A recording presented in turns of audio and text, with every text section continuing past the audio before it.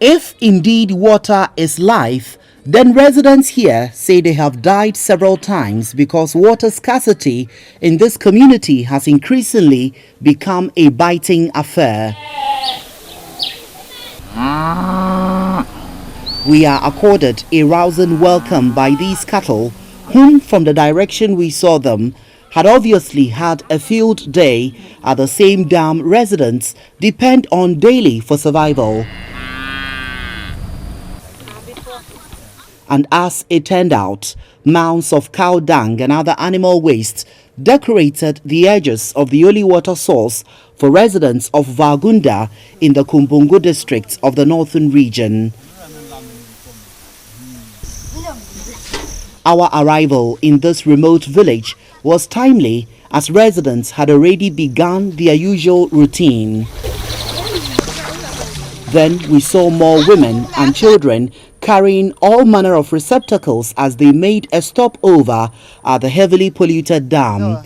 The process started as they took turns to fetch the water.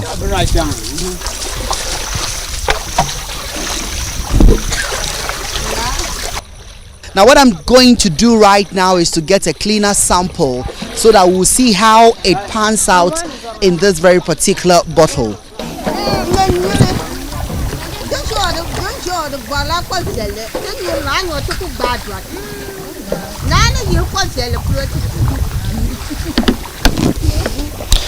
All right, and the moment of truth has indeed come. You can see the color for yourself. This, I mean, no uncertain terms, is not good for consumption, but residents have no choice. They have to resort to this every day. For some, however, the immediate need was to quench their thirst after the long walk under the scorching sun.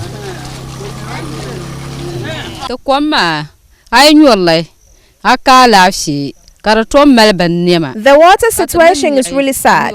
Sometimes we wonder whether we are part of this country. Look at the water. It always gives us health problems.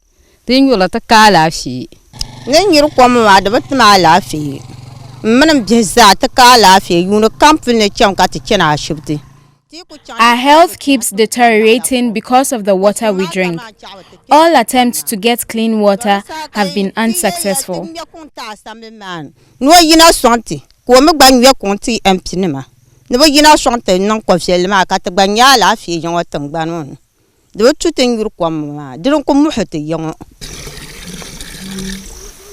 For those in adjoining communities where this sort of dam is non-existent, this young man supplies the contaminated water to them at a fee.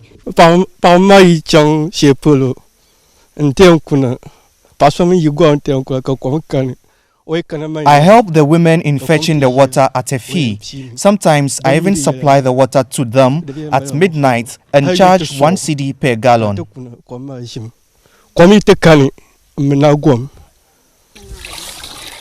Leading global investment firm Goldman Sachs has predicted that the next world war will be about water, describing the commodity as the petroleum of the next century. Goldman Sachs also explains that water-related conflict could engulf any country, whether first or third world. This water tension may not be far from Ghana, as it is not unusual in Vagunda to see residents quarrel among themselves as they scramble for water.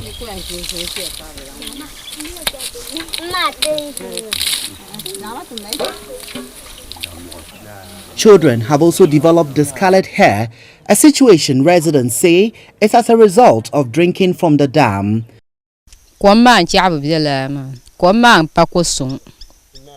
Look at our children and their hair color.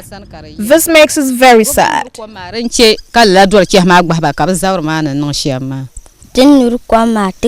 We fall sick frequently because of the water we drink. We also get to school late all the time because of the distance between our house and the dam. Okay, so what do you want the government to do about the situation?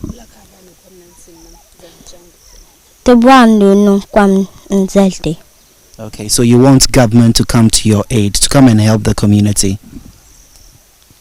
Is that what you're saying?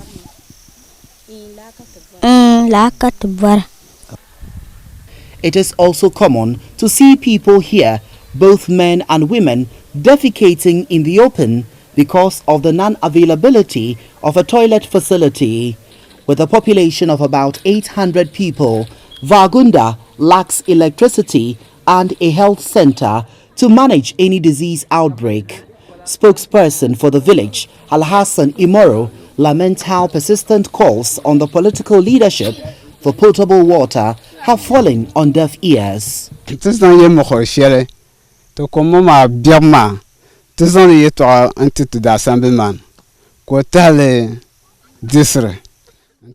We have complained several times to the assemblyman and the MP about the water situation. They assured us things will change, but nothing has changed.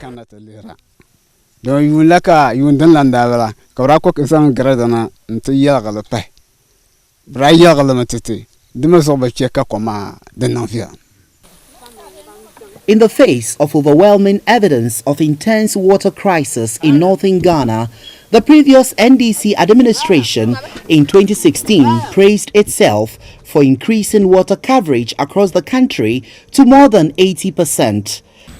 One of the essentials of life for which social exclusion was evident was in access to clean drinking water. Many rural and urban communities were water-starved. Statistics indicate that by the year 2008, 56% of rural people and 58% of urban dwellers had access to potable water. This meant that waterborne diseases were a major affliction and created a heavy incidence of disease on our healthcare system. We estimate that under this administration, we've lifted more than 7 million people out of water deprivation.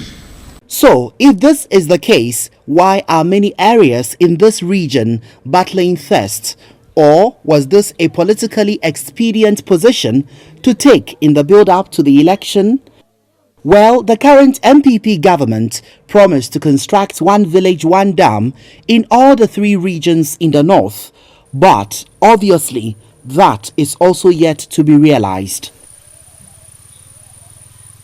Ensuring universal access to safe and affordable drinking water for all by 2030, as captured in the UN SDG 6, will require that Ghana invest in adequate infrastructure, provide sanitation facilities, and encourage more international cooperation to facilitate water efficiency. Reporting for GH1 News, my name is Ridwan Karim Dini Osman.